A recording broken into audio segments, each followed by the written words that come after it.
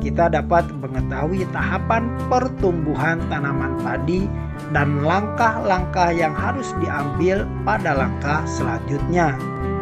Di masa depan akan pertanian mereka dengan teknologi yang lebih maju untuk menghasilkan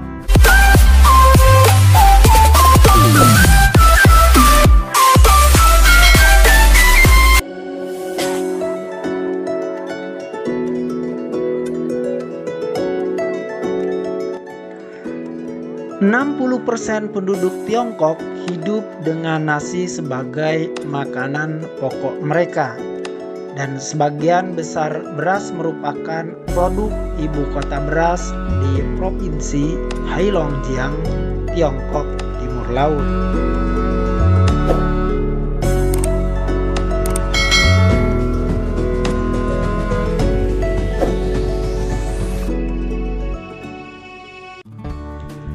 Stasiun cuaca kecil ini merupakan harta karun bagi saya karena dapat memantau banyak data secara real time, misalnya suhu dan sinar matahari yang dapat ditransfer ke ponsel saya. Ini membantu kami melindungi hasil panen. Shen Xin-kun adalah pemimpin produksi di pertanian Nongjiang yang mengelola lebih dari 9.000 hektar sawah. Daerah ini dulunya dikenal sebagai Baidahuang karena bentang alamnya yang terpencil. Setelah 3 generasi bercocok tanam, tempat ini menjadi gudang biji-bijian besar Tiongkok di utara dan diberi nama Baidachang. Namun dalam beberapa tahun terakhir pertaniannya telah diubah menjadi pertanian cerdas, menjadikan pekerjaan lebih sederhana dan efisien. Ini adalah aplikasi seluler pertama di Tiongkok yang berfokus pada pertanian pintar. Ini memberikan bantuan kepada petani dalam produksi dan pengelolaan padi dengan memantau dan menganalisis data. Shen Xin-kun adalah salah satu pengguna pertama aplikasi ini. Dengan mengamati suhu, kelembaban, arah angin, dan informasi lain di sawah ini, Chen dapat dengan cepat menentukan cara panen yang lebih cocok. Dengan menggunakan drone terbang, Chen menyadari sepenuhnya kematangan sawah seluas 500 hektar ini. Pada tahun 2018, Biro Administrasi Pertanian dan Reklamasi Lahan Jiangsanjiang menghasilkan 6,7 juta ton beras yang cukup untuk memenuhi kebutuhan beras tahunan 52 juta orang. Di tahun yang sama, Provinsi Heilongjiang di timur laut Tiongkok, tempat pertanian tersebut berlokasi, menghasilkan 27 ton beras yang merupakan 12,7% produksi beras Tiongkok. 1 dari setiap 9 mangkuk nasi yang ada di meja makan orang Tiongkok berasal dari Provinsi Heilongjiang. Itulah sebabnya provinsi ini dikenal sebagai semangkuk nasi Cina.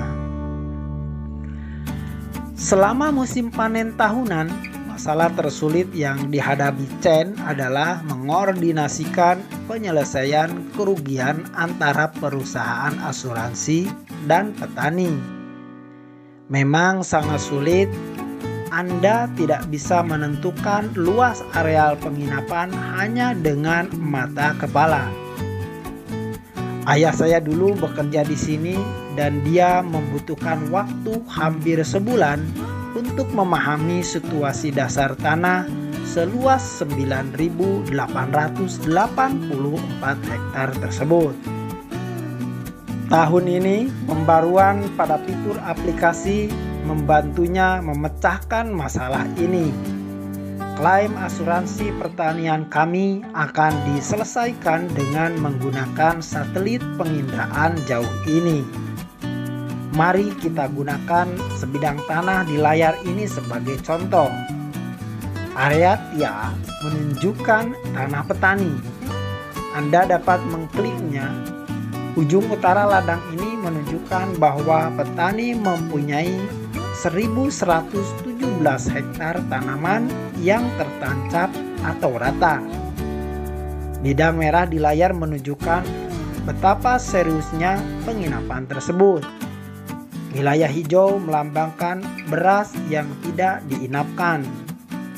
Aplikasi ini dapat dengan cepat dan akurat menghitung area persawahan petani menggunakan peta penginderaan jarak jauh yang lebih akurat dan efisien jika dibandingkan dengan pengukuran manual tradisional dan mudah dikenali oleh petani dan perusahaan asuransi. Rekan Chen Jin-hun Jianghao meninggalkan Beijing ketika dia lulus dari universitas 1 dekade lalu secara sukarela bekerja pada penelitian produksi beras di Beidahuang.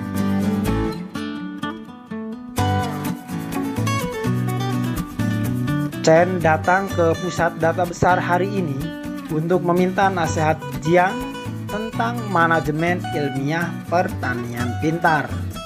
Pusat ini mengumpulkan semua data yang dikumpulkan oleh Smart Farm ketika memiliki 200 perangkat pemantau dan 20 stasiun cuaca kecil.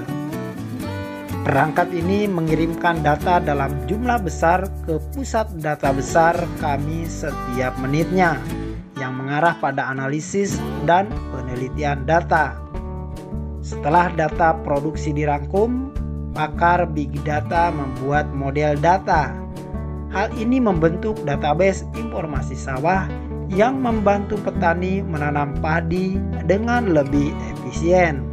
Setelah diperkenalkannya perangkat Internet of Things atau IoT, kita akan memiliki pemahaman komprehensif tentang lingkungan pertumbuhan padi.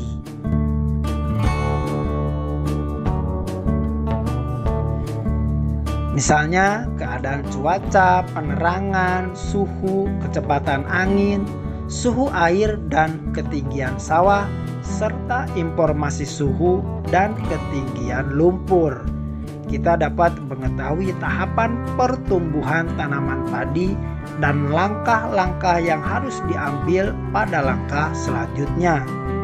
Di masa depan, penduduk Beidahuang akan meningkatkan pertanian mereka dengan teknologi yang lebih maju untuk menghasilkan lebih banyak semangkuk nasi di meja makan orang Tiongkok.